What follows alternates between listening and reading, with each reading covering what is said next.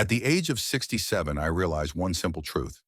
You never really get to know a person until you encounter them in difficult times. My name is Alvin Chaffee, and my story is not too different from the stories of many other retirees forced to live under the same roof as their children. Although, of course, my case has its own peculiarities. Since retiring 3 years ago, I have not been able to enjoy my well-deserved vacation to the fullest. My pension payments were barely enough for basic needs, and my savings melted away faster than I expected. My divorce from Helen 15 years ago had hit my financial situation harder than I was willing to admit. A part-time job at an accounting firm called Exelon saved me from being completely broke. I spent 4 days a week at the computer, reconciling numbers and filling out reports for small businesses. The work didn't require much physical effort, which was a plus at my age, when my knees started to whine at the slightest hint of rain and my back refused to serve after sitting in one position for so long. My son's house in Del Mar had become my refuge a year and a half ago, when my rent had risen to obscene levels and my landlord refused to make concessions. Nolan, my only son, offered to move in with them. Or rather, he said he did, although I suspect the initiative came not from him, but from his wife, Brenna, who saw an opportunity for an additional source of income in the form of my rent. Nolan had always been a soft man, too soft. Maybe I'd raised him that way myself, failing to teach him to stand up for himself. Or maybe it was the result of the divorce, when he was a 10-year-old boy torn between two homes and two parents, each trying to win him over to their side. Whatever the case, my 40-year-old son has turned into a man who rarely voices his own opinion, especially when his wife is around. Brenna Chaffee, née Gilmore. 38 years, the last 12 of which she's been married to my son. Tall with perpetually perfect hair and manicures, she works as a receptionist at a dental clinic and considers herself an indispensable employee. Every night at dinner, we are forced to listen to stories about her work exploits, how she saved the day when the computer system failed, or how she calmed a hysterical patient who was about to have a tooth extracted. From the first time we met, Brenna made it clear that she considered me a second-class citizen. Accountant is not a profession she respects. Not a lawyer, not a doctor, not even a business owner. Just a bookkeeper, someone who spent her life dealing with other people's money and never earned her own. Alvin, you left the dirty cup in the sink again. Her voice, with that characteristic intonation of a perpetually disgruntled woman, haunted me every morning. I apologize, Brenna, I replied, though I remembered I had washed the cup after my afternoon tea. Such petty nagging had become a daily routine. I'd watch the TV too loud, I'd take too long in the bathroom, I'd fold the towels wrong. I tried to ignore them, remembering that I was on their turf. Dad, could you wire the money early this Friday? Nolan asked one Sunday morning when Brenna left to visit her mother. We were having a little financial difficulty. I was giving them $1,200 a month for room and board.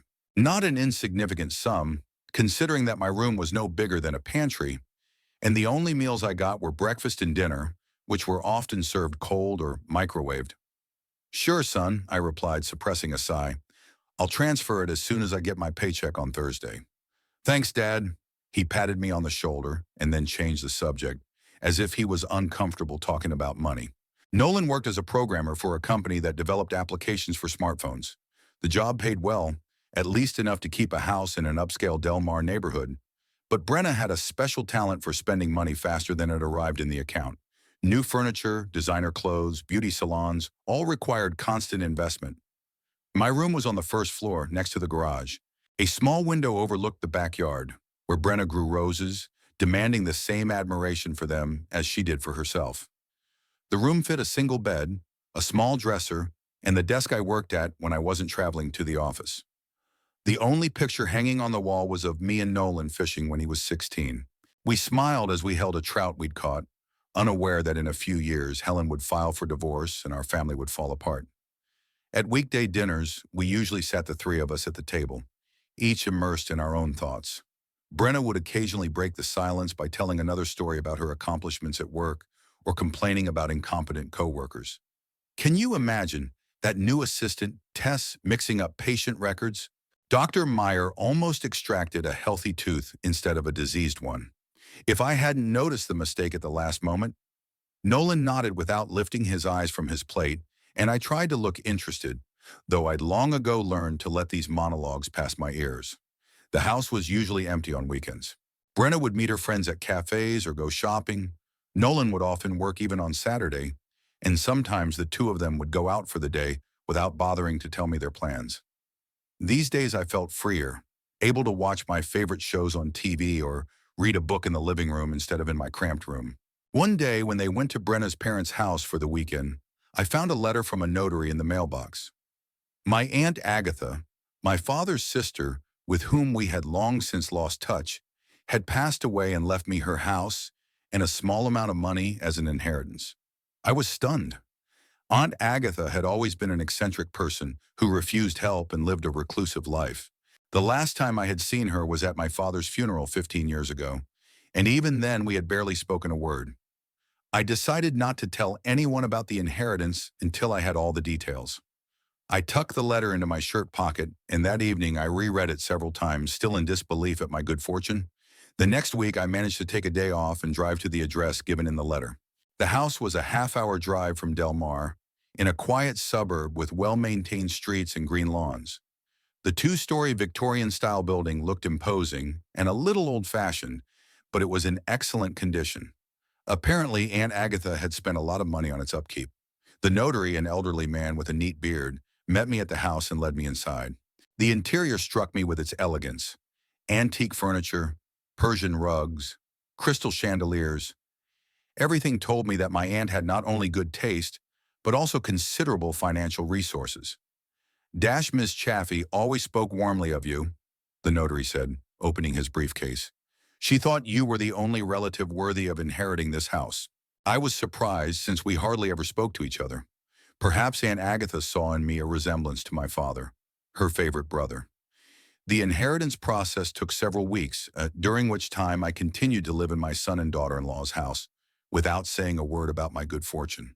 I myself could not explain why I kept quiet. Perhaps years of saving money and living from paycheck to paycheck had taught me to be cautious. Or maybe I just wanted to have a backup plan in case my relationship with Brenna finally soured. And it was. Every day, her attitude toward me became more and more dismissive. She stopped saying hello in the morning, sighed defiantly when I appeared in the living room during her favorite show, and constantly reminded me of my financial contribution to the family. Alvin, I hope you haven't forgotten about this month's installment, she asked, even though she knew perfectly well that I was never late with my payments. One evening, when it was just the two of us, Nolan was working late, she decided to set the record straight. Listen, Alvin, she began, sitting across from me at the kitchen table. I appreciate your contribution to our family budget, I really do. But I don't think you quite realize that this is our home, and our rules apply here. I've always respected your rules, Brenna, I replied calmly. Not really, she pursed her lips. You leave your stuff in the bathroom, watch TV late into the night, and I'm not even talking about how you use the kitchen. It's always a mess after you. That was an outright lie. I always cleaned up after myself and tried to use the common areas of the house as little as possible. Sirkumum, I'll take your comments under advisement, I said, deciding not to confront her. And one more thing, she continued, clearly encouraged by my pliability. Nolan and I are planning some renovations, and we're going to need your room to store our furniture. Maybe you could rent a room nearby for a couple months? That's when I felt my patience was wearing thin. They wanted to evict me temporarily while still getting my rent. What about my job, I asked. I need a place to sleep and prepare for the workday. Well, you're a grown man, Alvin. She smiled her fake smile. I'm sure you can handle this little inconvenience. That was the first time I thought about telling her about Aunt Agatha's house. But something stopped me. Intuition, which had rarely failed me in all my 67 years of life, told me it was best to keep that information to myself. When Nolan got home, Brenna immediately informed him of our plans for the renovation. I expected my son to at least try to take my side, but he just smiled guiltily and mumbled something about how it wouldn't take long and that they'd help me find a suitable room. That night, lying in bed, I thought about my life for a long time, about how I had allowed myself to become dependent on people who saw me only as a source of income, how my own son, whom I had raised with love and care, had failed to protect me from the unfair demands of his wife. And then I made a decision. I will not tell them about the inheritance, not now. I'll wait for the right time when I can leave with my head held high, not be kicked out like an annoying guest. I checked the status of my bank account. With my last paycheck and some savings, I had enough to last me for a few months even if I lost my job. And Aunt Agatha's house was already officially mine, though it required some upkeep. Now all I had to do was wait. To wait and see how people's true characters reveal themselves when they think you're completely at their mercy. Tuesday morning began with the usual routine. I was up at 6 in the morning, long before Nolan and Brenna left their warm beds. This gave me a chance to shower and drink my coffee in peace before the house filled with the disgruntled sighs of my sister-in-law. I took the bus to work as usual. Public transportation in Del Mar worked well, although my coworkers were often surprised at my stubborn reluctance to buy a car. But I was all too aware that in my financial situation, a car was an unacceptable luxury. Besides, the morning commute gave me time to think and prepare for the workday. The office of the firm Exelon was located on the third floor of a small business center on the outskirts of the city. Nothing remarkable, typical cubicles separated by partitions, the muffled hum of voices and computers, the smell of coffee and perfume. As I passed the reception area, I noticed an unusual buzz of activity.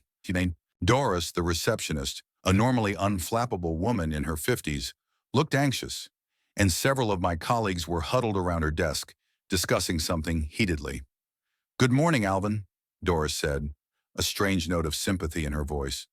"Good morning," I replied, slowing down. "Something wrong?"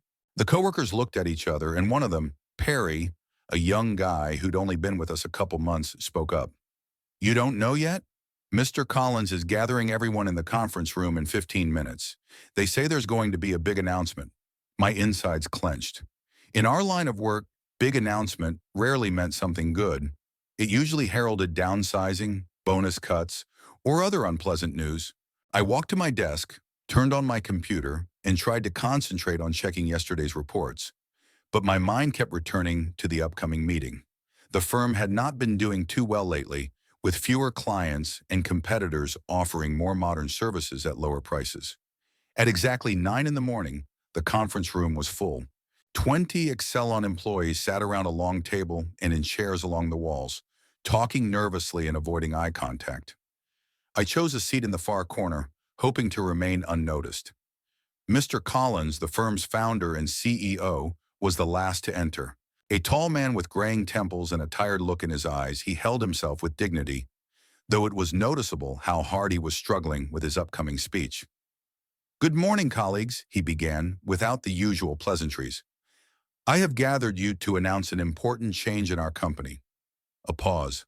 The room became so quiet that I could hear the clock on the wall counting down the seconds. "The last 2 quarters have been challenging for us. The market is changing, customers are leaving for competitors, and our operating expenses remain high. The board of directors has decided to restructure the company." Another pause. And here it is, the word everyone has been dreading. "Unfortunately, it means downsizing. As of today, we are forced to part with 7 employees. This is not an easy decision, but it is necessary for the survival of the company." Mr. Collins pulled a piece of paper from the inside pocket of his jacket and began to read out the names. I sat clutching the armrests of my chair, and with each name called, hope grew in me. Maybe it would pass? "And finally, Alvin Chaffee," said Mr. Collins, and there was genuine regret in his voice. I felt all eyes turn toward me. Some looked sympathetic, some relieved that his name hadn't been called. I sat motionless, trying to comprehend what had happened. After the meeting, Mr. Collins invited me into his office. He talked about the severance package, which was only a month's salary, about how much he valued my work over the years, and about giving me a letter of recommendation. But we both realized the truth. At 67, finding a new job in my field is nearly impossible. "I'm really sorry, Alvin," he said finally, shaking my hand. "If the situation changes, you'll be the first person I call." It was a kind lie, and we both knew it. I gathered my things, a few personal items accumulated over the years. A framed photo of Nolan, a mug that said "Best Dad in the World," my son's birthday present years ago, a few books on accounting. Everything fit into a small cardboard box Doris had brought from the pantry. My co-workers said goodbye to me discreetly, Some avoided making eye contact. I didn't blame them. Everyone was afraid of being in my shoes in the next round of layoffs. When I left the office, I didn't know where to go. I didn't want to go home. Brenna's questions about why I was so early and the inevitable disappointment when she found out about the loss of my income were waiting for me there. I decided to take a walk in the park to collect my thoughts. The day was overcast, as if nature had decided to match my mood. I sat on a bench by a small pond, watching the ducks gliding nonchalantly through the dark water. How could they be so calm when my life had just fallen apart? I went over my options. Could I find another job? Unlikely, given my age and the current labor market situation. Maybe try remote work, freelancing, but that would require skills that I didn't have. I was always told that I was old school, that at my age it was too late to master new technologies. The only other option was Aunt Agatha's house. I could move there, live on my pension and the rest of my savings, maybe even rent out a part of the house for extra income. But I wasn't sure if I was ready to part with my son. Despite all the difficulties of the last few years, Nolan remained the only close person in my life. The phone in my pocket vibrated. It was Nolan. I took a deep breath and answered it. Dad? Where are you? Brenna says she called your office, but they said you'd already left. So they already know. News travels fast in small teams. I'm in the park, son, just taking a little walk. Pause on the other end of the line. Dad, is it true? About the job? Yes, I answered simply. They announced layoffs this morning. Another pause. A longer one. I'm sorry, Dad. I really am. Are you going home? I'll be home soon, I said, though more than anything I wanted to take the bus to Aunt Agatha's house, away from the inevitable conversation with Brenna. Okay, his voice sounded unsure. I'll see you around. I sat for another hour or so, gathering my strength before heading to the bus stop. The ride home seemed interminably long. I looked out the window at the houses and stores passing by, at the people going about their business, and felt infinitely lonely. The house greeted me with silence. Usually there was no one around at this time. Nolan and Brenna didn't get home from work until 6 in the evening. But today, as I opened the door with my key, I heard voices coming from the kitchen. I walked through the living room, still holding the box of stuff from the office, and stopped in the kitchen doorway. Nolan and Brenna were sitting at the table, breaking off their conversation at my appearance. His son's face was a mixture of sympathy and concern, and Brenna was looking at me with barely concealed irritation. Alvin, she said in lieu of greeting, we heard about your situation. I lost my job, I confirmed, setting the box on the table. Downsizing. Dad, why don't you sit down? Nolan pointed to a vacant chair. You want anything? Water? Coffee? I sat down, suddenly feeling tired. The whole day of tension and uncertainty was weighing down on me. Water, please, I asked, and Nolan immediately jumped up to pour me a glass from the filter. Brenna sat silently, tapping her fingernails on the table. Her perfect manicure, dark red nails, resembled drops of blood on a wooden surface. What are you planning to do? Nolan asked, returning with a glass of water. I took a sip, gathering my thoughts. I'll look for another job, of course, I answered, though I didn't believe it myself. Mr. Collins promised to give me a letter of recommendation. Brenna snorted, not hiding her skepticism. At your age? Let's be realistic, Alvin. Who would hire a senior citizen? Brenna, Nolan told her, but without much enthusiasm. What? I'm just telling the truth. We need to discuss the situation like adults. I looked at her, not trying to hide my irritation for the first time since we'd met. And what situation are we discussing, Brenna? Financially, of course. She straightened in her chair, looking businesslike. Shikkunum. Nolan and I have been talking about it, and we think it's a good time to renegotiate our arrangements.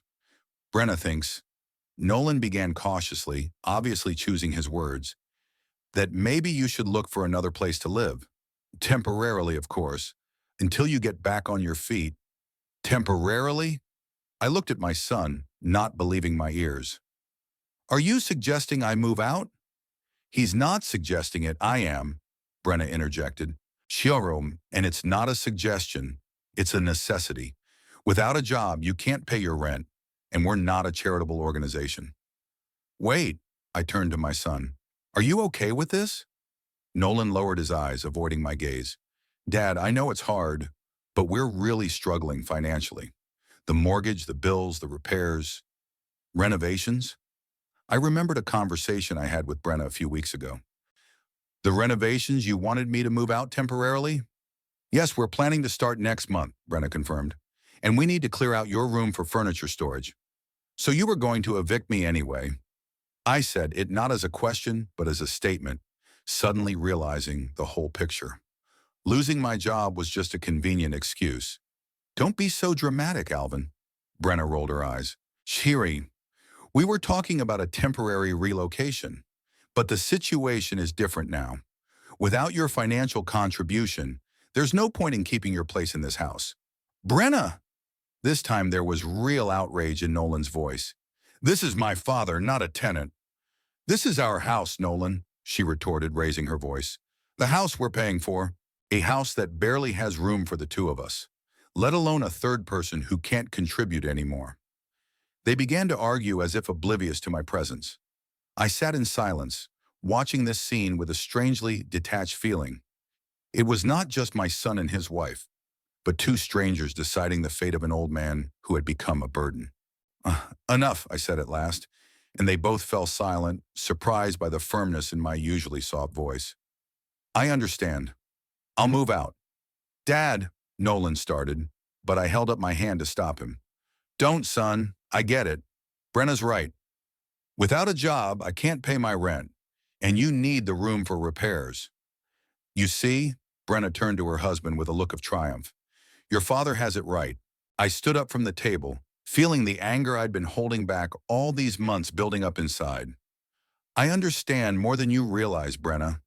I realized that you never considered me a member of the family. To you, I was just a source of income, a convenient line item in your family budget. That's not fair. She was outraged. I've always treated you with respect. Respect? I grinned bitterly. Only Shawat, you picked on my every move, criticized my work, my age, my habits. And now that I've lost my job, you don't even try to hide your true attitude. Dad, please. Nolan stepped between us, trying to diffuse the situation. Let's just talk about this calmly. Maybe there are other options.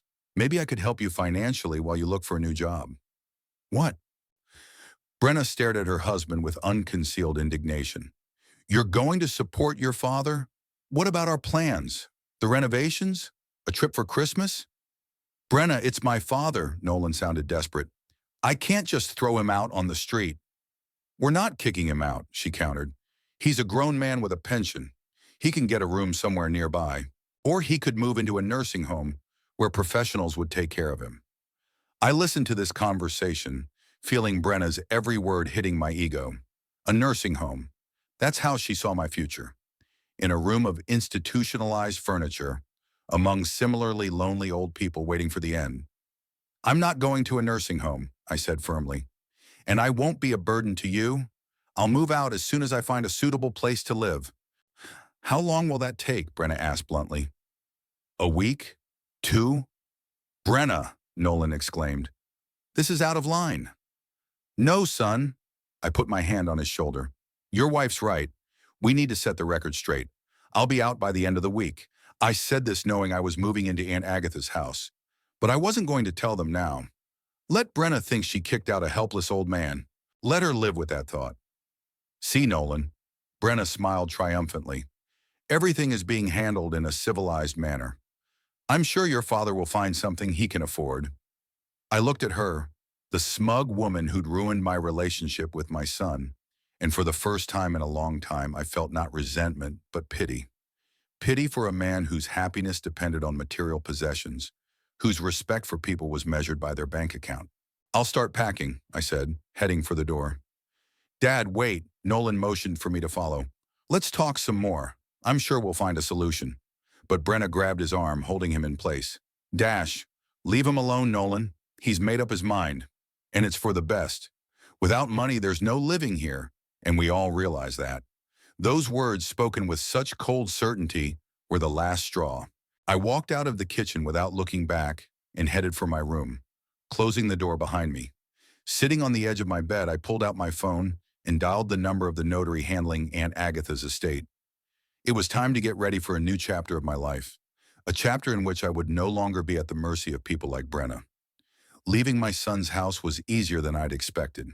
All my belongings fit into 2 suitcases and a few boxes, a modest summation of 67 years of life. It's amazing how few things remain really important when you have to pack and move everything. Nolan helped me load things into the cab, looking depressed and guilty. Brenna had thankfully left to go to a friend's house, saving us from having to say goodbye. I was grateful for that small mercy. "Dad, are you sure you don't want to stay a couple more days?" Nolan asked for the 10th time, putting the last box in the trunk. "I can talk to Brenna again." "You don't have to, son." I put my hand on his shoulder. "It's best for everyone." "But where are you going?" He looked genuinely worried. "You still hadn't told me where you were going to live." I hesitated. Part of me wanted to tell him about the inheritance, to see the surprise on his face, maybe even show him the house. But the other part, the more cautious part, warned against making a hasty decision. "I have a place, Nolan. Don't worry, I'm not staying on the street." "But what about—" He hesitated for words. "What about the money?" "A job? I can help you financially, Dad." "No." My answer sounded harsher than I intended. I'm sorry, son, but I can manage on my own. I've got a pension and some savings. I'll be fine." He looked unconvinced but didn't insist. We hugged and I felt him hold me tightly against him, as if afraid to let go. "Call me when you're settled in," he said, finally pulling away, "and let me know if you need anything." "Anything, Dad." "I will," I promised, even though I knew I wouldn't be calling anytime soon. As I got into the cab, I gave the address of Aunt Agatha's house and watched out the window as my son's house got smaller and smaller until it disappeared from view.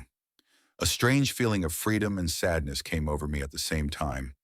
It was as if I had closed one book and opened another, not yet knowing what it would be about.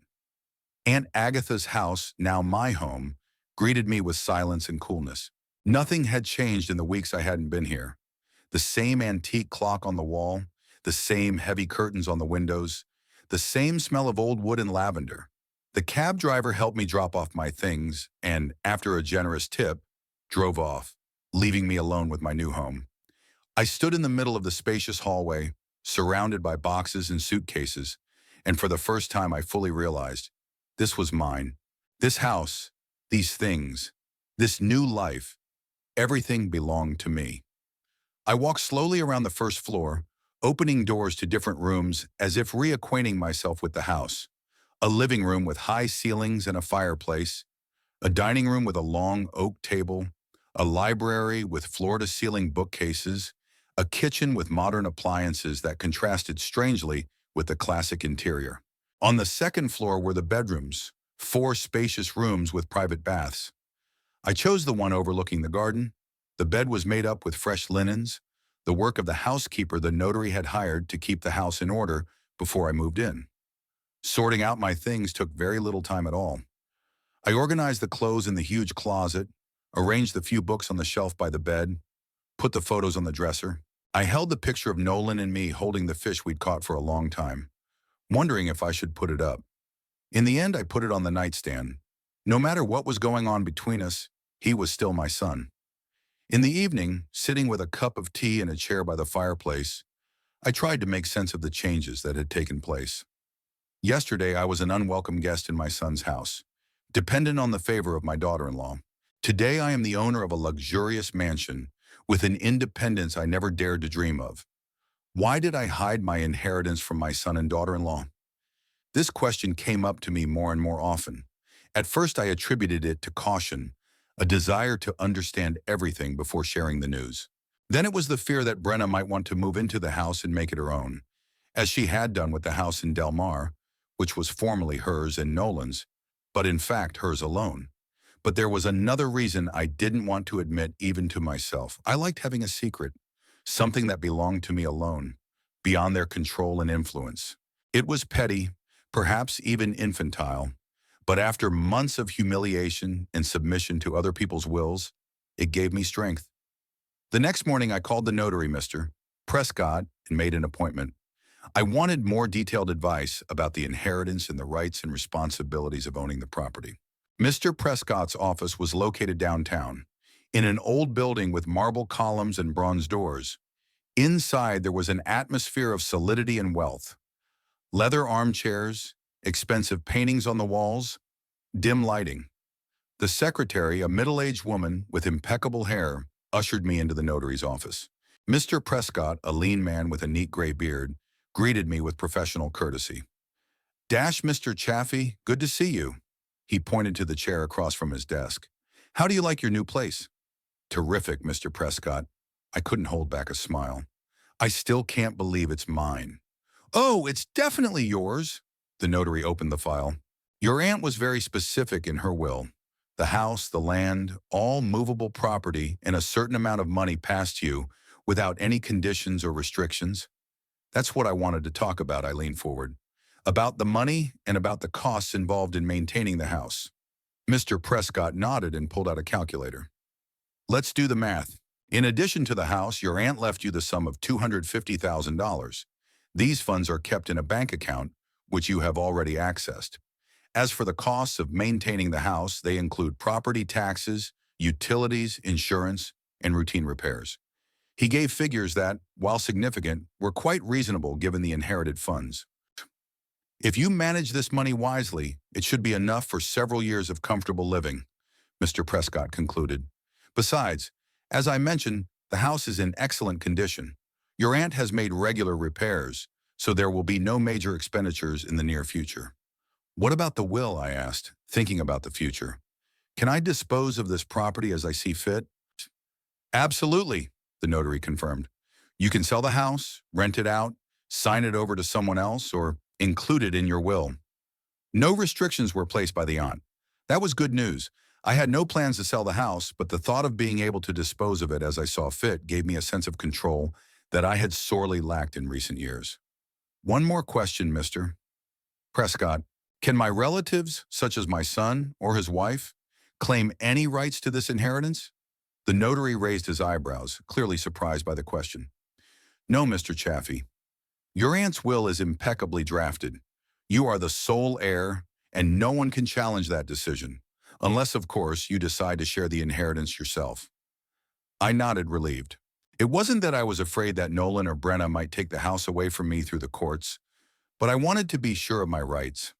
Thank you, Mr. Prescott. You've been very helpful. My pleasure, he closed the file. And, Mr. Chaffee, if you have any more questions, don't hesitate to get in touch. I've been your aunt's lawyer for many years and would be happy to help you as I helped her. As I left the notary's office, I felt more confident. I now knew exactly my financial situation and my rights. It was a new experience for me to feel not begging, but in control. I spent the next few days organizing the house to my liking. Nothing drastic. I moved some furniture around, put some of Aunt Agatha's things in the closet, bought new towels and linens.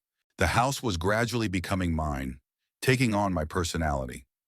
I enjoyed the peace and quiet, the ability to read late into the night without fear of waking someone up, to cook what I wanted to cook and not what Brenna would approve, to watch TV without hearing comments about how I'd chosen a boring old show. Nolan called every day, wondering how I was settling in, if I needed help. I answered evasively, saying everything was fine, that I had rented a small room near downtown, that the neighbors were nice and quiet. He seemed to believe, though he expressed concern about my financial situation. Dad, are you sure you're doing okay? He asked. I can wire you some money. No need, son, I tried to sound convincing. I have a pension, and I found a small part-time job. It was a lie, but it seemed necessary. I still wasn't ready to tell him about the inheritance. Maybe later, when the emotions had subsided, when I had adjusted to the new reality myself. On the 7th day of my new life, something happened that I feared and expected at the same time. The phone rang in the evening while I was cooking dinner. The number was unrecognizable, but I answered it anyway. Alvin. Brenna's voice sounded unusually soft, almost ingratiating. It's Brenna. How are you? I froze, clutching the phone in my hand. How had she gotten my number? I'd changed my SIM card right after I'd moved in, and the new number was only Nolan's, whom I'd asked not to share it with my wife. Hello, Brenna. I answered, trying to sound neutral. I'm fine. To what do I owe this attention? Yai. Nolan and I are very worried about you, she said, a note in her voice I'd never heard before. Sincerity? Remorse? Nolan said you found a room, but he doesn't know exactly where it is. We'd like to visit you. Make sure you're okay. I appreciate the concern, but it's not necessary, I replied, feeling my muscles tense. I'm doing just fine. A pause on the other end of the line. Alvin, I'm calling to apologize, she finally said. The way you and I broke up was wrong. I was upset. I said things I shouldn't have said. I'm sorry. I remained silent, not knowing what to say back. In our year and a half together, Brenna had never once apologized to me, even when she was clearly wrong. I understand that you might be angry with me, she continued, clearly taking my silence as an insult. And you have a right to be, but I hope we can start over. Maybe you'll even want to come back to us. Your room is still there. We haven't touched anything. Come back? I couldn't hide my surprise. But what about the repairs? Furniture that needs to be stored? Oh, we decided to postpone the renovations, she answered quickly. It's not a good time for that kind of spending. Something about this conversation felt wrong. Fake. Brenna never gave up on her plans, especially those involving home improvements. That's very nice of you, Brenna, I said gently, but I'm already settled in my new place, and I don't want to move again. Alvin, there was a strange insistence in her voice. I know about the house. My heart skipped a beat. What house? Your new house? She lowered her voice as if sharing a secret. The one you inherited from your aunt. A 4-bedroom Victorian mansion with a garden. Very impressive. I sat back in my chair, feeling weak in my legs. How had she found out? Nolan couldn't tell her. He didn't know himself. How did you find out about it? I asked bluntly. It doesn't matter, she laughed lightly, but the laugh sounded strained. What matters is that Nolan and I are very happy for you. Such luck. And frankly, I feel terrible about the way I treated you. I wish I'd known. She didn't finish the sentence, but she didn't need to. If I'd known you were rich, I wouldn't have kicked you out, is what she meant to say. Well, now you know, I said, feeling the anger building up inside. So what's next? I thought maybe we could come over for dinner? To celebrate your housewarming party? Her voice was sweet as syrup. Nolan is so excited to see your new home. And so do I, of course.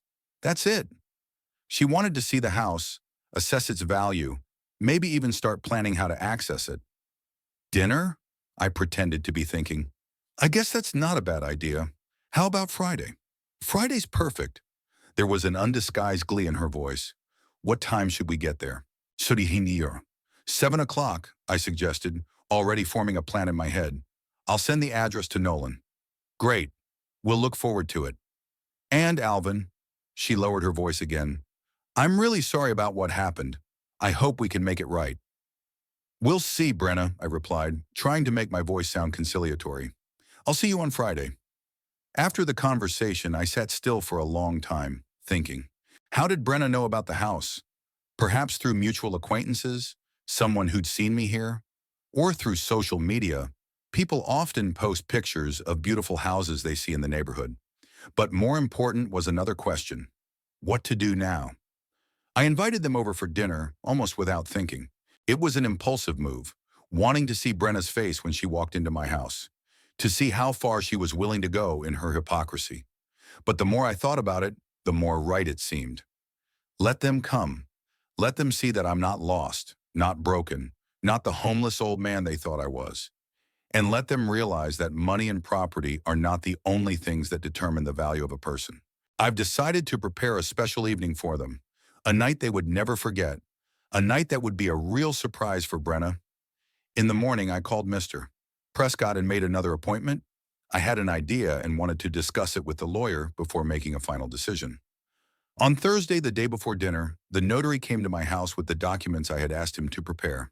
We sat down in the library and he spread the papers out on the table. Are you sure of this decision, Mr. Chaffee? He asked, looking at me over his glasses. It's a big step, and it will be hard to undo later. I'm sure, Mr. Prescott. I nodded. More than sure. In that case, here are the documents. Everything is prepared according to your instructions. I looked over the papers, made sure everything was as I wished, and signed them. Thank you, I said, handing back the signed documents. This is exactly what I need. Mr. Prescott folded the papers neatly into his briefcase. When do you plan to make this information public? He asked with a slight smile. Tomorrow night, I answered, also smiling. I'll have guests, and I've prepared a little surprise for them. On the day of dinner, I woke up early, full of determination and a strange excitement. For the first time in a long time, I felt like I was in control, that this was my game, and I was making the rules. I ordered food delivery from the best supermarket in town, bought expensive wine, though I hardly drank any myself, ordered flowers to decorate the table. I spent the whole day preparing dinner, setting the table, arranging candles and glasses. Everything had to look perfect. At 6 o'clock in the evening, I showered, put on my best suit, which I hadn't worn since retirement, and went down to the living room. The papers, Mr. Prescott had prepared were lying on the table next to my chair, waiting to be filed. I looked at them, imagining Brenna's reaction, and felt a chill of anticipation run down my spine. At 6:30, my cell phone rang. It was Nolan verifying the address and asking if he needed to bring anything. Just come over, son, I said. Everything's already set up. Okay, Dad, we're on our way. Brenna's really worried. I could hear the strange tension in his voice. Tell her everything's okay, I assured him. Tonight's going to be a special night. And it was true, it was going to be a special night for all of us. At 7 o'clock sharp, the doorbell rang. I took a deep breath, stashed the documents in my jacket pocket, and went to open it, preparing to see surprise and perhaps envy on my sister-in-law's face. I opened the door and savored the moment when Brenna froze wide-eyed. Her gaze darted from my face to the spacious hallway behind me, to the crystal chandelier shining above our heads. Nolan looked equally stunned, but in his eyes I saw not only surprise, but genuine joy. Dad! He stepped forward and hugged me tightly. This is incredible. Welcome, I smiled, stepping aside to let them inside. Come on in. Don't stand on the threshold. Brenna finally came to her senses. Alvin, this is amazing, she tried to hug me, but I ducked easily, pretending to adjust the rug by the door. Thank you, Brenna. I still can't get used to it myself. I walked them through the house, showing them the rooms, talking about the history of the house and how I'd inherited it. Brenna looked at the antique furniture, the heavy frame paintings, the marble windowsills with such avid interest that it made me uncomfortable. And this is the library, I said, opening the double doors to my favorite room. Aunt Agatha was a great lover of books. The floor-to-ceiling walls were filled with bookcases, filled with leather-bound volumes.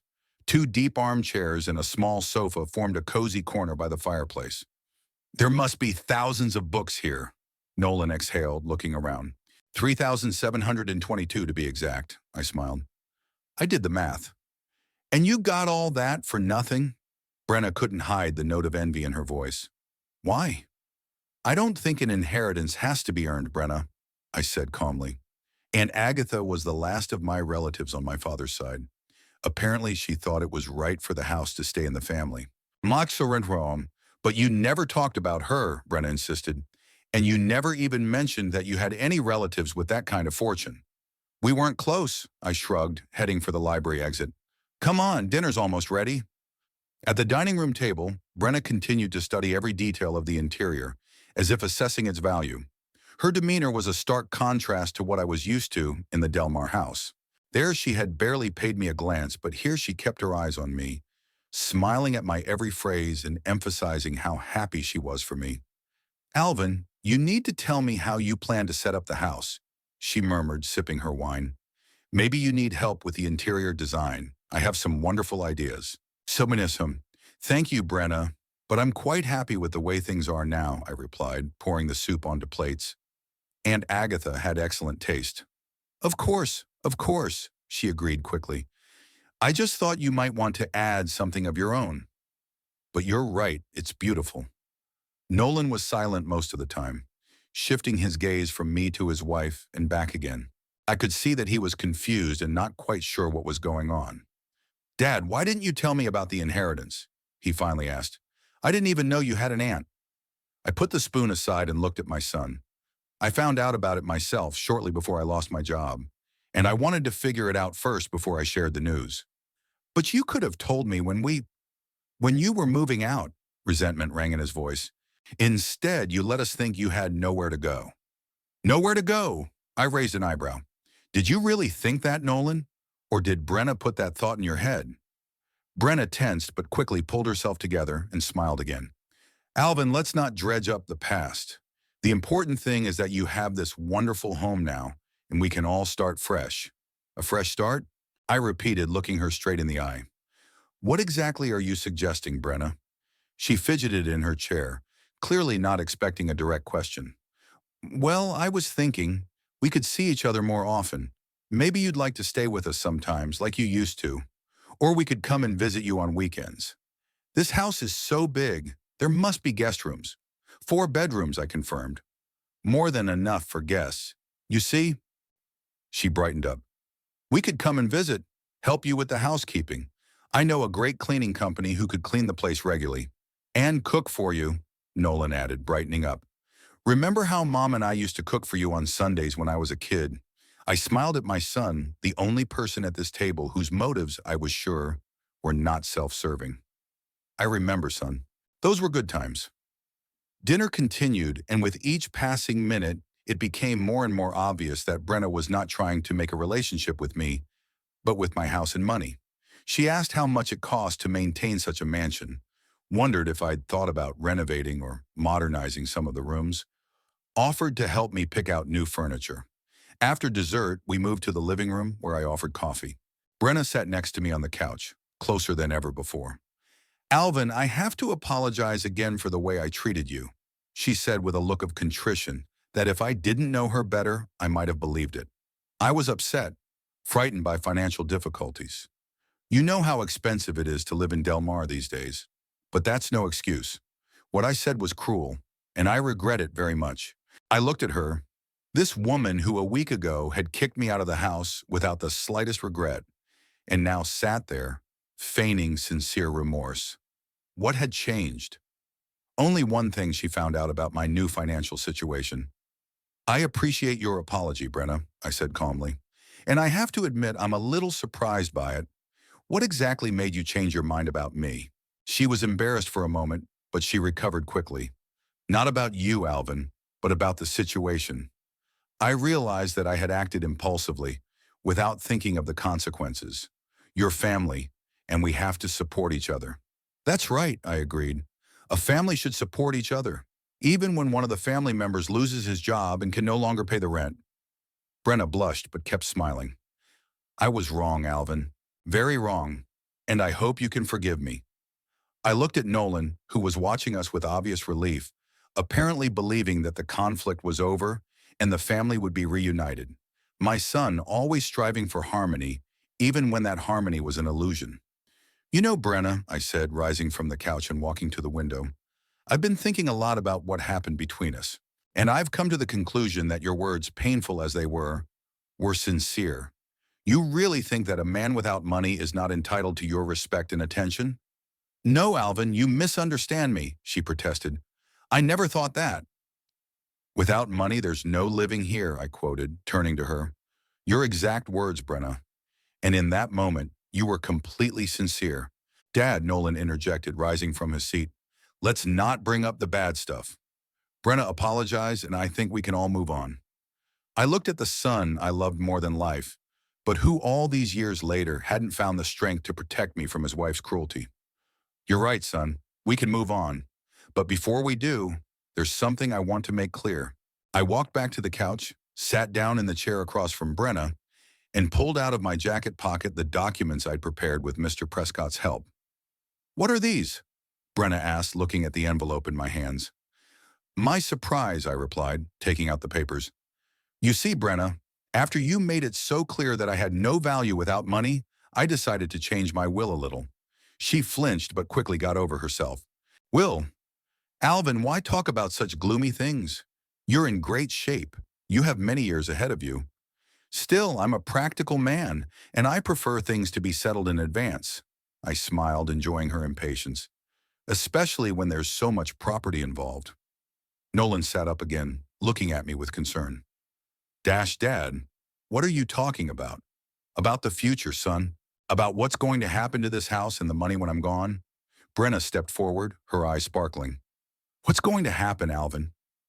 I slowly unfolded the papers, savoring the moment.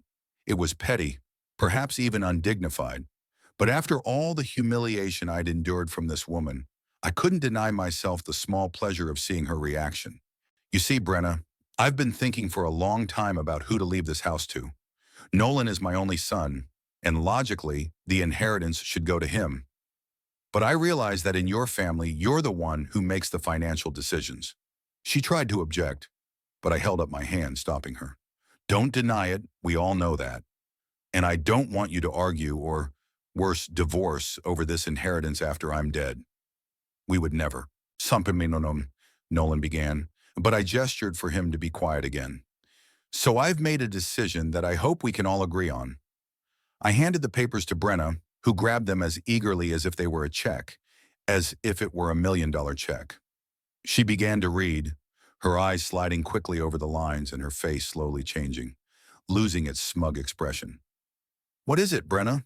Nolan asked, trying to peer into the papers. She didn't answer, continuing to read, and with each line she read, her face grew paler and paler. I knew what she was seeing, a legalized decision to give the house and all the property after my death. Not to Nolan, not to Brenna, but to set up a fund to support seniors who had lost their jobs and homes. The Alvin Chaffee Foundation.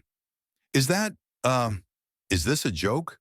She finally said, looking up at me with eyes of disbelief and anger. Ursak, you can't do this. I can, I nodded calmly. And I did. The documents are already registered and legally binding. But why? She sounded genuinely perplexed, as if she couldn't understand how someone could refuse the opportunity to enrich her. Why some foundation and not her own family? Shokashum. Because, Brenna, I looked her straight in the eye, there are a lot of people in the same situation I was in when you kicked me out. People who've lost their jobs and the roof over their heads. But not everyone has an Aunt Agatha who left them a house. I want my estate to help those who really need it. But Nolan, she tried one last argument. He's your son. Yes, and he'll get part of the inheritance, I confirmed. A certain amount of money, which I'm sure will be enough for his needs. But the house and the principal will go to the foundation. Nolan, who had been silent all this time, finally took the documents from his wife's hands and began to read them himself. His reaction was quite different. Instead of anger and disappointment, his face showed understanding, and even something like pride. It's a great idea, Dad, he said quietly. Helping people in difficult situations. You don't understand, Brenna exclaimed, snatching the papers from him. This house is worth millions.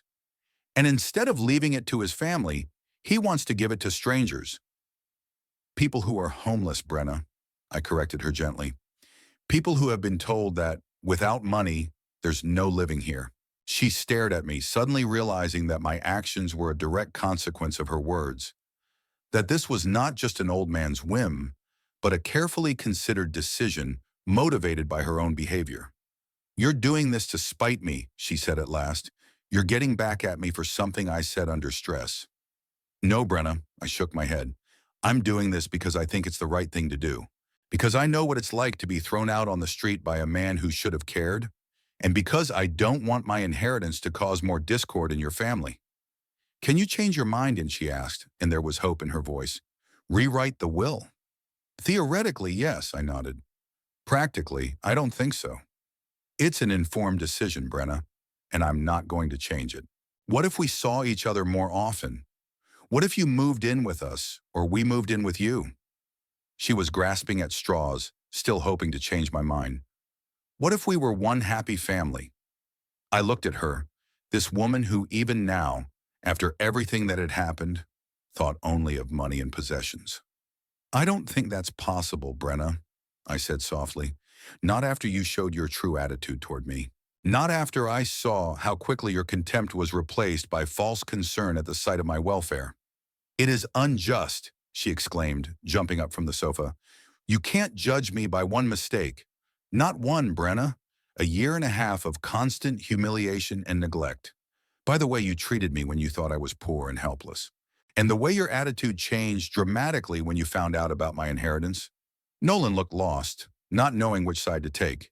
He shifted his gaze from me to his wife and back again, clearly torn between family loyalty and understanding my motives. I can offer a compromise, I said, seeing his agony. We can see each other, Nolan. You can come visit, and I'd be happy to. But I won't go back to the old situation when I was dependent on your wife's favor. I understand, Dad. He nodded, avoiding looking at Brenna. And I respect your decision about the inheritance. It's your money and your house, and you have the right to use it as you see fit. You can't be serious. Brenna turned to her husband, her face contorted with anger. This was supposed to be our inheritance, our future. It's my father's inheritance, Brenna. I heard real firmness in my son's voice for the first time.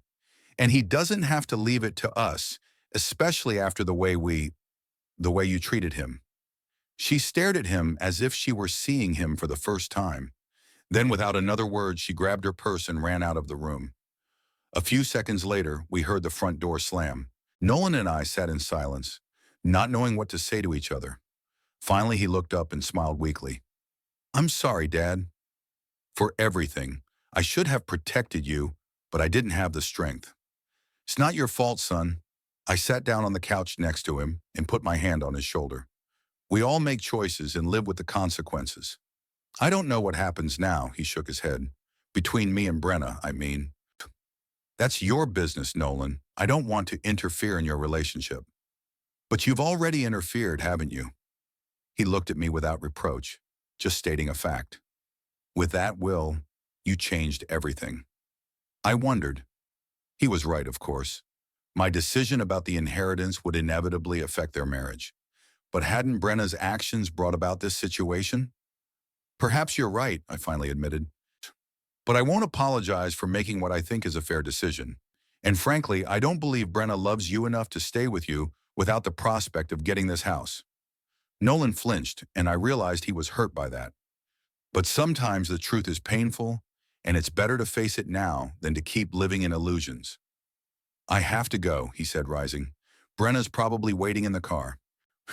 Sure, I stood up too. Thanks for coming, son. And know that you're always welcome in this house with or without Brenna.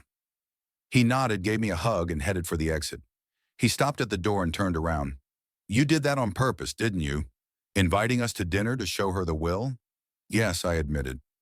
After she called to apologize after she found out about the house, I wanted her to understand that money and possessions don't make a man worthy of respect. I think she realized that, he smiled weakly, though she didn't react the way you'd hoped. I wasn't hoping for anything in particular, Nolan. I just wanted the truth to come out, and it did. He nodded, opened the door, and walked out into the night. I stood at the window, watching him walk to the car where I assumed Brenna was waiting. Even through the glass, I could see her gesticulating, apparently venting her outrage.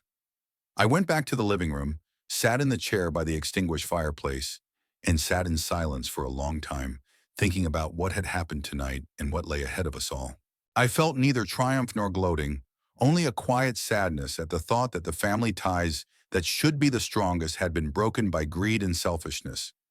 But at the same time, I felt strangely relieved, as if I had shed the heavy weight I had been carrying all these years. The weight of fear of the future, of dependence on other people's favors, of having to please all the time to keep a roof over my head. I was free now, free to make my own decisions, to live as I saw fit, and to dispose of my possessions as I saw fit. And that freedom, despite all the difficulties and pain of tonight, was worth it. I got up, stretched, and went upstairs to my new bedroom, preparing for my first night in the house that was now truly mine, not just legally but morally. A house I could live in with my head held high, knowing that no one else could humiliate me or kick me out. Tomorrow would be a new day, and I didn't know what it would bring. Maybe an angry phone call from Brenna, maybe an apology from Nolan, maybe silence from both of them. But whatever happened, I was ready to face it with the dignity and confidence of a man who had finally gained control of his own life. I woke up early, long before the appointed time for dinner. The sunlight streaming in through the heavy curtains created a pleasant twilight in the bedroom. For the first time in years, I allowed myself to just lie in bed, not rushing anywhere, enjoying the silence and privacy. No one would knock on the door demanding to vacate the bathroom. No one will sigh irritably because I'm taking too long to eat breakfast in the kitchen. Yesterday's conversation with Nolan and Brenna kept me on my toes. I didn't feel satisfied with my sister-in-law's reaction to my will, just tiredness and some strange emptiness. Revenge wasn't as sweet as I'd expected. Or perhaps it wasn't revenge, just justice, and justice rarely brings joy. My son called me late that night, just as I was about to go to bed. His voice sounded strained, and I could imagine the conversation that took place between him and Brenna after they left. "Dad, Brenna and I were talking," he started gently. "She's really upset and thinks you misunderstood her. She's really sorry about what happened and wants to make things right." "And how exactly does she propose to do that?" I asked, already guessing the answer. "She thinks it would be nice if we all had dinner together again, at your place, to talk calmly, without emotion." I held back a chuckle. Of course, Brenna wanted a second chance, hoping to convince me to change the will. "Please, Dad," Nolan continued when I remained silent. "I know you're angry, and you have a right to be. But we're family. Let's at least try to make things work." I thought of my son, always wanting peace, always caught between two fires, first between me and his mother during the divorce, now between me and his wife. And I agreed, even though I already knew this dinner wasn't going to change anything. "All right, son. Tomorrow at 7, just like tonight." "Thanks, Dad." The relief in his voice was almost palpable. "Brenna will make your favorite apple pie." I smiled. Brenna had never been interested in my eating habits and certainly didn't know what kind of pie I liked, but I didn't bother telling Nolan about it. Now, lying in bed and looking at the play of light and shadow on the ceiling, I pondered how to spend the upcoming evening. Part of me wanted to end this chapter of my life as quickly and decisively as possible. The other part worried about Nolan, about his marriage, about his future. I got up, showered, and went down to the kitchen where I made myself a simple breakfast of toast with jam and coffee. Sitting at the table by the window overlooking the garden, I felt strangely peaceful. No matter what happened tonight, I was ready. I had a home, financial independence, and most importantly, the self-respect I had almost lost while living with my son and Brenna. The afternoon passed in preparations for dinner. I went shopping, picked out wine, more expensive than usual, cooked a roast, a dish I was sure I would do well with. I set the table in the dining room, using Aunt Agatha's best china and silverware I found in the cupboard. Not because I wanted to impress Brenna, but because I thought this evening was important to us all. The final chord in the melody of our relationship. At exactly 7, the doorbell rang. When I opened it, I saw Nolan with a bottle of wine in his hands and Brenna holding a container that presumably contained the promised apple pie. "Good evening," I smiled, stepping aside to let them pass. "Come on in." "Thanks for agreeing to this dinner, Dad." Nolan hugged me with one arm, passing me the wine. "It means a lot to us." Adrian. "Alvin," Brenna came closer than usual, and this time I let her hug me. "I brought pie. Nolan said you like apple pie." "That's very nice of you." I accepted the container, not commenting on the fact that I actually preferred blueberry. "Come into the living room. Dinner is almost ready." Brenna was dressed in an elegant black dress that I was sure cost more than I made in a month at my former job. Her hair was styled in an elaborate updo, and a pearl necklace I hadn't seen before glittered around her neck. She was clearly preparing for this evening as if it were an important business event. Nolan, on the other hand, looked tired and stressed. His shirt was wrinkled as if he'd put it on in a hurry, and there were dark circles under his eyes, a sign of a sleepless night. In the living room, I offered them drinks. Brenna asked for white wine, Nolan for whiskey on the rocks, which was unusual for him. He usually preferred beer, or, at the very least, wine. "It's a lovely house," Brenna began, looking around with undisguised admiration. "I didn't get a chance to look at it yesterday." "Oh, thank you." I handed her a glass of wine. Aunt Agatha was a woman of taste. "She must have been quite well-to-do," she continued, taking a sip. "A house like this, and the furnishings. She must have left you a fair amount of money, too." Nolan gave his wife a warning glance, but she pretended not to notice. "Enough for me to live comfortably and keep the house," I answered evasively. "But let's not talk about money at dinner." Of course," she agreed quickly. I was just thinking, well, maintaining a house like this must require a lot of money. Perhaps you need help with financial management. Nolan's very good with investments. He does. I raised an eyebrow at my son. I didn't know that. Nolan looked confused. Well, I have a few stocks, but I wouldn't call myself an expert. Don't be modest, darling. Brenna put her hand on his knee. You've got a great sense of these things. Remember when you sold that tech company stock just in time before it went down? I watched this scene with mild amazement. Brenna was clearly trying to portray Nolan as a financial genius who could help me manage my inheritance. A new strategy, but with the same goal of gaining access to my money. I think dinner's ready, I said, standing up. Let's go to the dining room. At dinner, Brenna continued her charm campaign. She praised every dish, inquired about my health, told me funny stories about the clinic where she worked, never once mentioning her usual complaints about coworkers and patients. You know, Alvin, she said when we got to dessert, I've always admired your efficiency. At your age, a lot of people are retired, and you've kept on working. At my age? I couldn't help but chuckle. You make it sound like I'm 90. No, that's not what I meant, she corrected herself quickly. It's just that not many people these days continue to work past 60. That's respectable. I worked because I needed the money, Brenna, I said bluntly. My pension was barely enough to cover the basics, let alone rent. She blushed slightly but recovered quickly. I respect that too. Your responsibility, your commitment to providing for yourself, and to contribute to your family budget, I added, looking her in the eye. $1,200 a month for a room the size of a closet. Nolan stepped in, clearly trying to lighten the mood. Dad, can we just forget about this? We've all made mistakes. Let's start fresh. Exactly, Brenna said. A clean slate. I was wrong, Alvin, and I sincerely apologize. I didn't appreciate you properly, and I realize that now. Now? I couldn't resist asking. What's changed, Brenna? Why do you suddenly realize you were wrong? She hesitated, clearly not ready for a direct question. Yeah, I needed time to realize my mistakes. And when you left, I realized how much you meant to us, to our family. And my inheritance had nothing to do with this sudden epiphany? Of course not. She seemed insulted. How could you think such a thing? I would have called you anyway, even if you lived in a one-room apartment on the outskirts of town. I looked at her, not hiding my skepticism, but decided not to insist. Instead, I turned to Nolan. Do you believe it, son?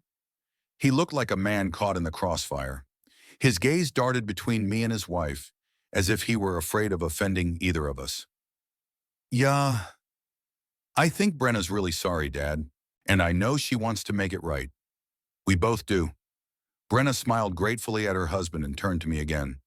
Alvin, I realize it's hard for you to believe that my apology is sincere after everything that's happened, but I'm asking you to give me a chance to prove that I've really changed. We could spend more time together like a real family. Maybe you might even want to move in with us. We could remodel the guest room, make it more spacious and comfortable. Move in with you. I couldn't hide my surprise. After you kicked me out of the house? It was a mistake, a terrible mistake. She shook her head. I acted impulsively without thinking, but now I realize how wrong it was, and I want to make it right. Brenna, I set my fork aside and looked her straight in the eye. Let's be honest with each other. You never thought of me as family. I was a source of income for you and a constant irritant. You criticized every move I made, every decision I made. And as soon as I stopped bringing in money, you kicked me out the door. That's not true, she tried to object, but I raised my hand, stopping her. Please let me finish. I'm not blaming you. Everyone has their priorities, and money is clearly among yours. It doesn't make you a bad person. It just defines your values. But I want you to understand, I see it all, and I understand it all. She sat silent, clutching her napkin in her hands. Nolan looked like he wanted to fall through the ground. When you found out about my inheritance, I continued, your attitude toward me changed dramatically. Suddenly, I was an important member of the family, deserving of respect and attention, not because I had changed as a person, but because I had money in a house. It's not fair, she said quietly, lowering her eyes. I'm really sorry for what happened. Maybe, I nodded. "Mwah, but it's not your behavior you regret. It's your loss of profit." There was a long pause. Brenna was staring at her plate. Nolan was nervously twirling his glass. "I showed you my new will yesterday," I said finally. "And it obviously didn't make you happy, Brenna." "Well, of course it did." She raised her head. "You are disinheriting your own son in favor of some strangers. How can that make us happy?" "I'm not disinheriting Nolan," I corrected. "He'll get a certain amount of money. But the house and the principal will actually go to a fund to help the elderly who are homeless. And you don't see a problem with that?" She couldn't hide her indignation. "Instead of securing your family's future, you're giving everything to strangers." "Brenna," Nolan intervened, "stop it. It's Daddy's money, and he has the right to use it as he sees fit." "You don't understand." She turned to her husband. "This house could be ours. We could sell the apartment in Del Mar, move here, save on the mortgage. You see," I smiled without any joy, "you've already planned how you're going to spend my inheritance before I died." She faltered, realizing she'd said too much. "I didn't mean that," she tried to justify herself. "I was just considering the possibilities. For all of us." "Of course," I nodded. "For all of us. And that's why you're so upset that the house isn't going to you, but to the hardship fund." "Dad," Nolan looked genuinely unhappy. "Let's not fight. We're here to make up, not to further distance ourselves from each other." "I'm not fighting, son." I put my hand on his shoulder. "I just want to be clear.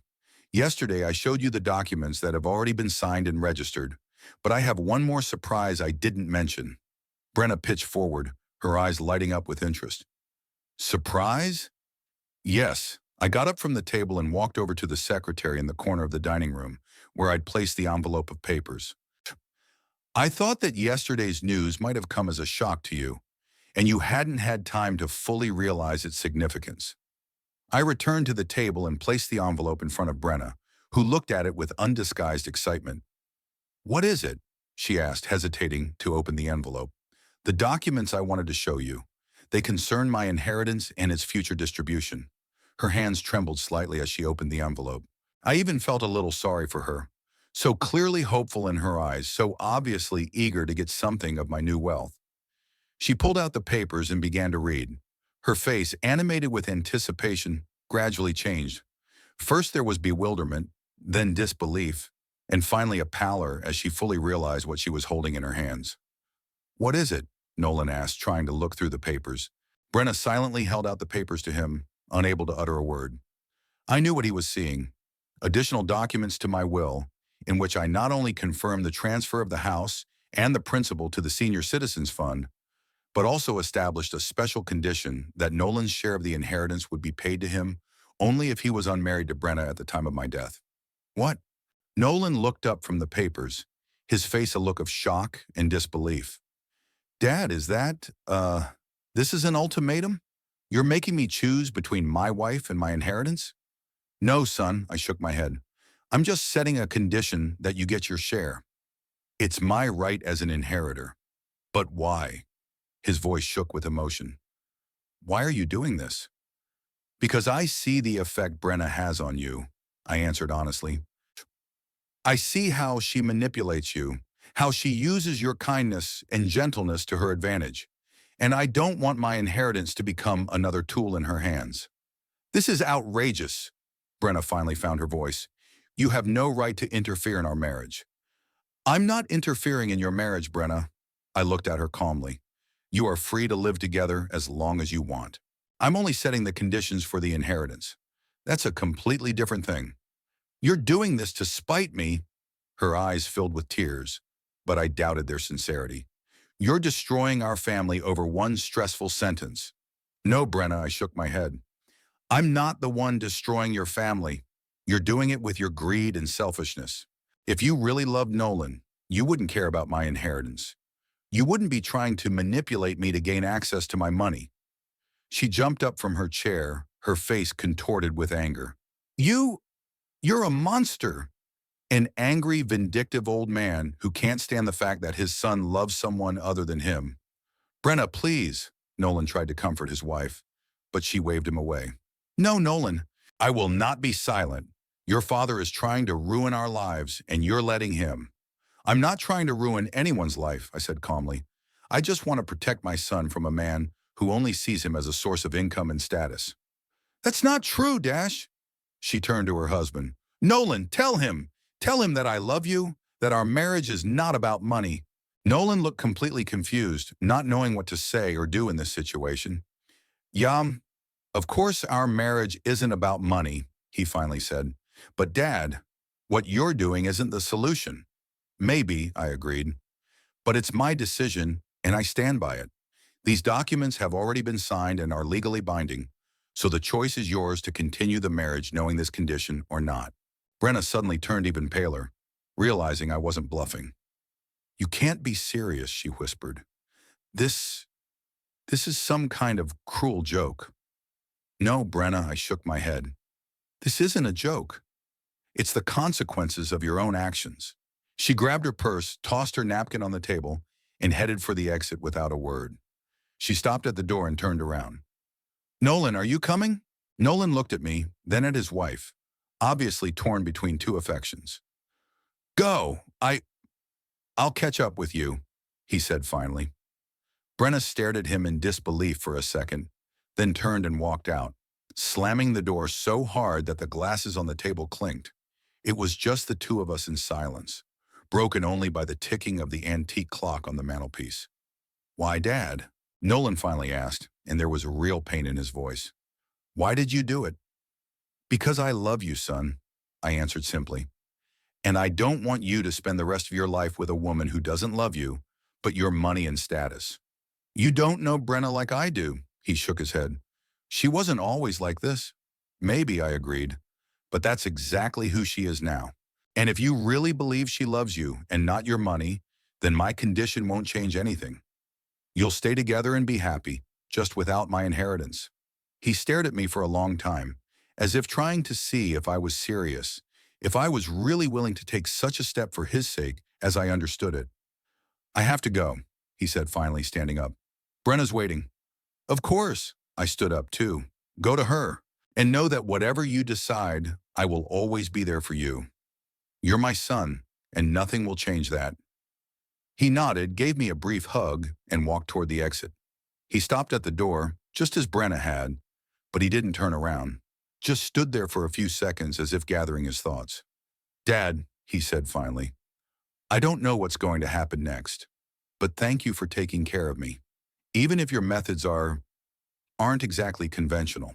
With these words he left, leaving me alone in the big house, which had recently seemed a symbol of my freedom and independence, but now suddenly became a witness to a family drama, the outcome of which I could not predict. I went to the window and watched Nolan walk to the car where Brenna was waiting for him. Even from a distance, I could see her gesticulating, clearly expressing her outrage. Nolan got behind the wheel and they drove away, leaving behind only a cloud of exhaust and a heavy feeling in my soul. I went back to the table and looked at the uneaten dinner, the glasses of wine, the apple pie we'd never touched. It all looked like the set for a play that had gone completely off script. After Nolan and Brenna left, I spent a sleepless night pondering what had happened. The house that had recently seemed like a refuge from all problems had suddenly become too spacious and empty. I wandered through the rooms, stopping at the windows, looking out at the moonlit garden at night, wondering if I had gone too far in my quest for justice.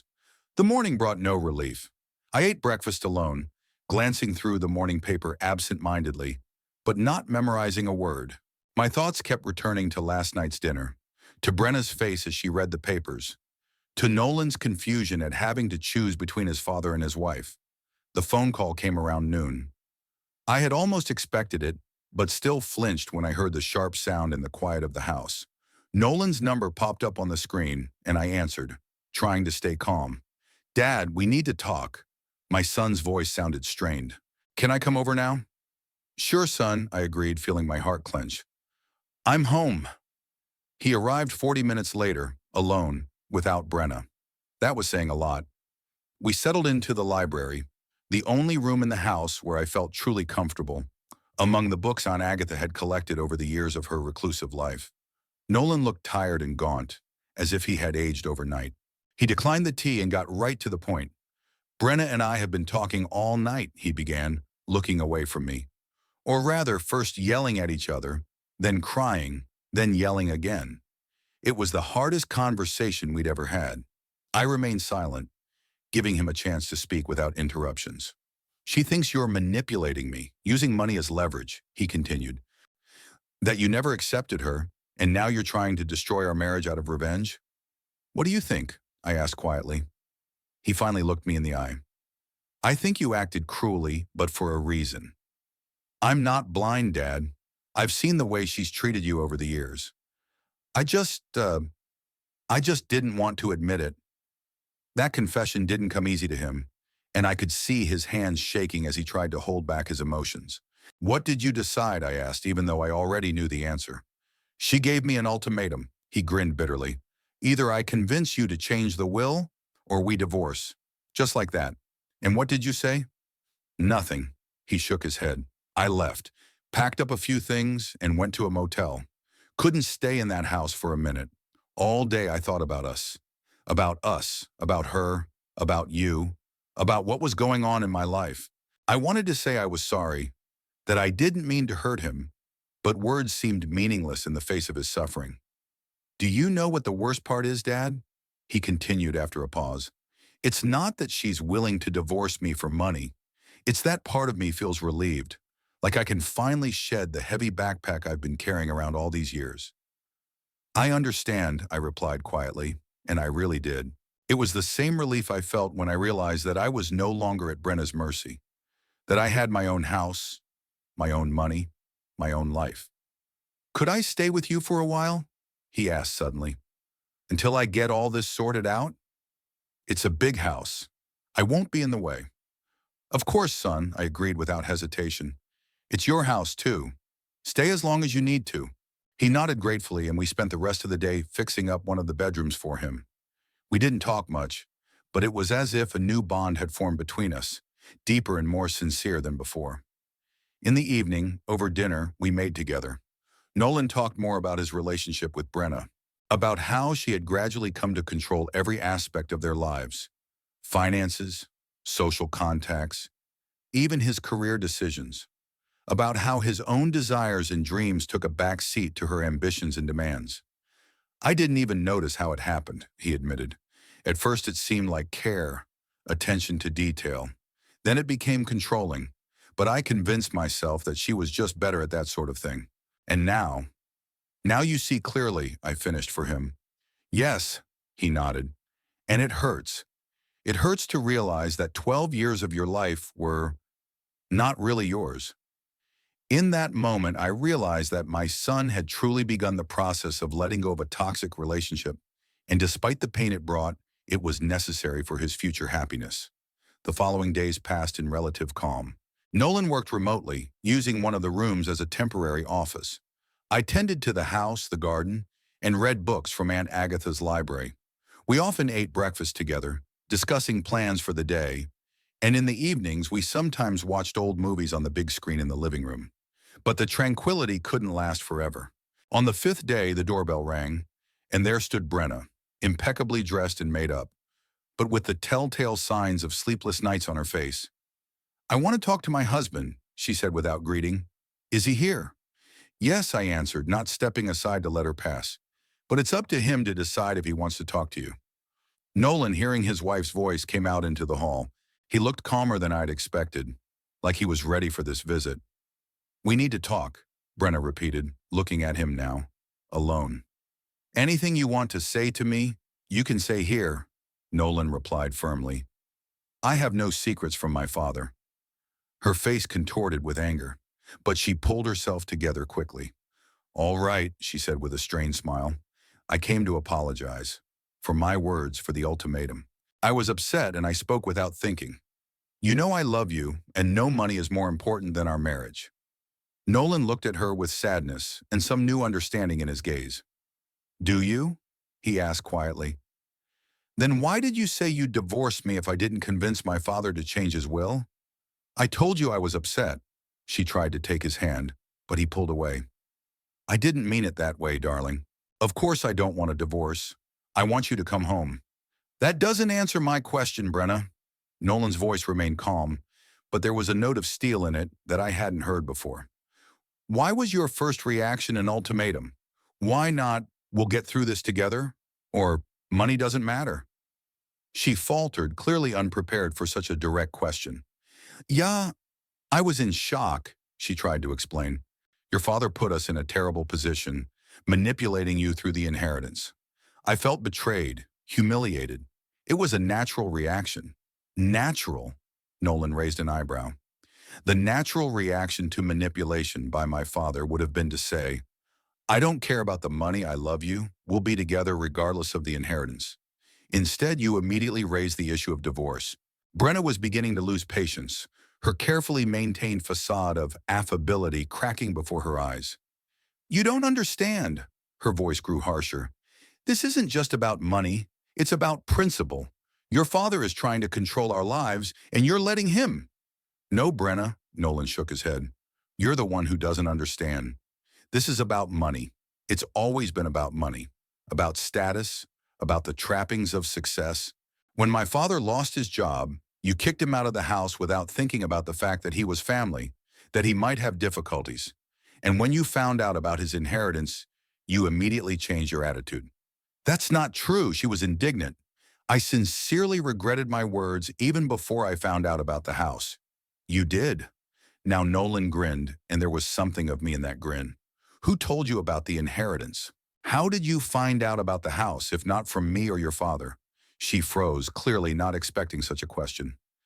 Yeah, I heard it from someone I knew, she answered uncertainly. Someone saw your father near this house and told me. That's not true, Nolan shook his head. We don't know anyone in the neighborhood, and my father was careful not to tell anyone about the inheritance. So how did you know, Brenna? I waited with interest for an answer, too. It was a question that had plagued me ever since Brenna had called me, mentioning the house. What difference does it make? She tried to avoid answering. What matters is what's going on between us right now, the way your father is destroying our marriage. It's not my father destroying our marriage. Nolan's voice became even harder. You're doing it with your attitude, your manipulation, your greed. And I let you do it for years, turning a blind eye to the way you treated my father, the way you controlled every aspect of our lives. Nolan, she changed tactics, her voice softer, tears in her eyes. Please don't do this. I love you. We can fix this. We can? He looked at her sadly. What exactly are we going to fix, Brenna? Your attitude about money and status? Your need to control? Or my inability to resist your manipulations? She was silent, unable to find the words. It was the first time I'd ever seen Brenna truly confused, not knowing what to say or do to get what she wanted. I'm filing for divorce, Nolan finally said. Not because of my father's will, but because I finally realized that you and I want different things out of life. And I'm no longer willing to give up what I want for what you want. You'll regret this, she hissed, her mask of loving wife finally falling away, revealing her true face. You're nothing without me, Nolan. Do you think you'd have this job, this status, if it weren't for me and my connections and persistence? Maybe not, he shrugged. But I'd have my life, my decisions, my self-respect, and that's worth more. You'll regret it, she repeated, turning toward the door. Both of you will regret it. I won't let you get rid of me so easily. She walked out, slamming the door so hard that the chandelier in the hall rang. Nolan and I stood in silence for a long time, digesting what had happened. Finally, I put my hand on his shoulder. Are you okay, son? No. He shook his head honestly. But I will be. Sooner or later. In the weeks that followed, Brenna tried various ways to get Nolan back. At first, it was calls and texts apologizing and promising to change. When that didn't work, she moved on to threats legal, financial, emotional. Then she tried using mutual friends as intermediaries. Finally, when all methods failed, she hired a lawyer and began divorce proceedings, demanding half of all assets, including a potential inheritance from Nolan Chaffee's father. Nolan held firm, much more firmly than I expected. He hired his own attorney, gathered the necessary documents, and calmly answered all legal inquiries. The rest of the time he worked, occasionally getting out for walks or seeing friends who stayed with him after the choice of parties that is inevitable in any divorce.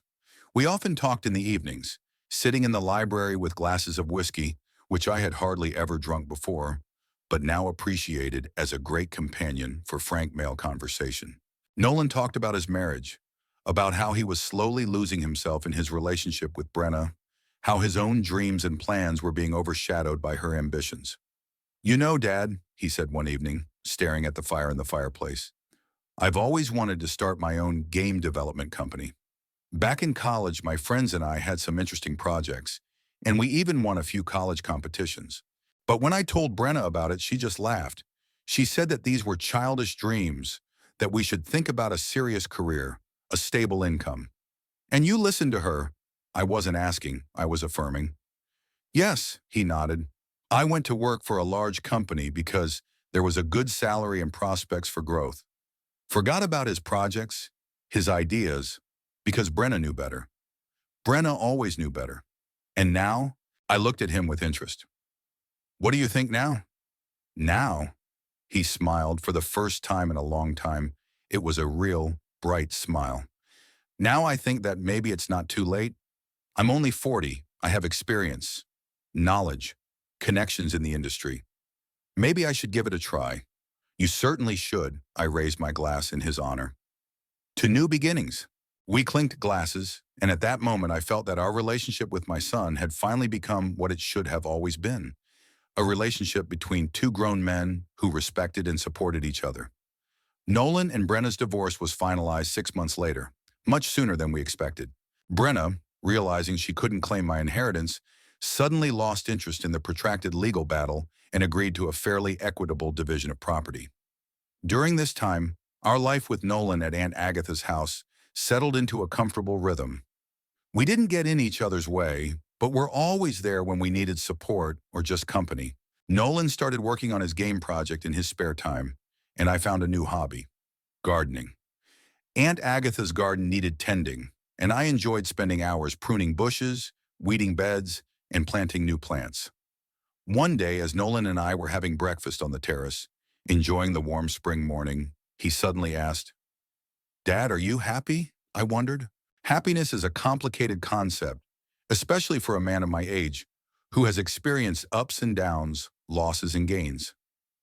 "You know, son," I finally answered, "I'm happy. Happy that I have a roof over my head that no one can take away. I'm happy that you and I have finally found a common language. Happy that I can do what I like without worrying about money. It's not the euphoria of youth, of course, but that's what happiness is to me." He nodded as if he understood what I was saying, even though he was still young enough to aspire to more than mere contentment. "And you?" I asked in turn. "Are you happy, Nolan?" "Not really," he answered honestly, "but I'm on my way to it. For the first time in a long time, I feel like I'm living my own life, not the one someone else has planned for me. And it's liberating feeling." I smiled, recognizing in his words echoes of my own thoughts, as I realized for the first time that Aunt Agatha's house was truly mine, that I was free from Brenna's control, from having to adjust to someone else's expectations. It had been a year since I had received my inheritance and left my son in Brenna's house, a year that changed everything in our lives. Nolan had moved into his own apartment, closer to his new office. He'd started a game studio after all, taking out a loan and attracting investors. His first project was still in development, but was already attracting attention in the industry. We saw each other regularly. He came over for dinners, sometimes stayed for the weekend. We talked about everything: his new company, my experiments in the garden, books we were reading, movies we were watching. Never before had we had such deep and sincere communication. We rarely talked about Brenna. She had moved to another city after her divorce, and as far as we knew, had married a wealthy businessman almost twice her age. History repeated itself, but it was no longer our story. As for my will, I didn't change it. The house and principal were still earmarked for a fund to help the homeless elderly, but I removed the divorce clause from Brenna because it was no longer necessary. Nolan was to receive a substantial amount of money with no conditions, simply because he is my son, and I wanted him to have a financial safety cushion for his new endeavors. Sometimes, sitting in Aunt Agatha's garden, watching the flowers I had planted bloom, I thought about the strange twists of fate, how losing a job that seemed like a disaster led to finding a home and independence, about how Brenna's cruelty in kicking me out with the words, No living here without money had ultimately freed both Nolan and me from a toxic relationship. I felt no hatred or lust for revenge toward her, just a calm Mhm. understanding that everyone gets what they deserve by their actions. Brenna wanted money and status, and got it by marrying a rich man, but she lost Nolan's love, his trust, and respect. Was it a fair trade? That's for her to decide. But my son and I gained something more valuable, the freedom to be ourselves, to build our lives according to our own rules, without fear of judgment or manipulation. And most importantly, we gained each other, not as a dependent old man and his insecure son, but as two self-sufficient people, bound not only by blood, but by mutual respect. That was what justice was all about. Not revenge, not punishment, but the opportunity for each to live the life they choose, taking responsibility for their choices. And even though my path to this understanding was long and sometimes painful, I had no regrets. Every step, every decision had led me to where I was now, a place of peace and contentment that I could rightfully call home.